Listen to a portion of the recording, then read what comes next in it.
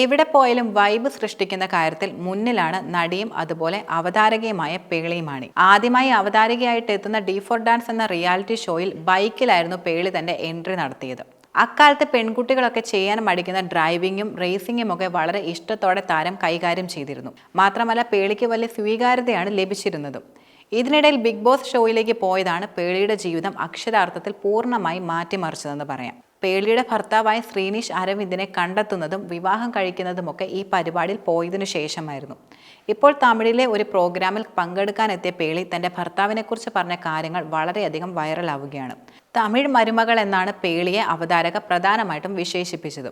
പിന്നീട് ഭർത്താവിനെക്കുറിച്ച് എന്തെങ്കിലും സംസാരിക്കാനും ആവശ്യപ്പെടുകയുണ്ടായി. തമിഴ് പയ്യനായ ശ്രീനിയെ എനിക്ക് വളരെയധികം ഇഷ്ടമാണ്. അതിനുള്ള കാരണം അദ്ദേഹത്തെ പോലൊരു ഭർത്താവിന് ലഭിച്ചതാണ് എൻ്റെ ഏറ്റവും വലിയ വിജയമെന്നത്. സപ്പോർട്ടീവ് ആണെന്ന് മാത്രമല്ല, മറിച്ച് എന്നെ പിന്നിൽ നിന്ന് മുന്നിലേക്ക് തള്ളിവിടുന്നതും അദ്ദേഹമാണ്.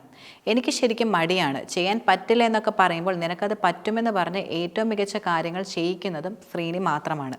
എൻ്റെ ജീവിതത്തിലെ ഏറ്റവും മോശമായ വശങ്ങൾ കണ്ടിട്ടുള്ളത് എൻ്റെ അച്ഛനും ഇപ്പോൾ കൂടുതലായി കാണുന്നത് ഭർത്താവായ ശ്രീനീഷുമാണെന്ന് പറയാം.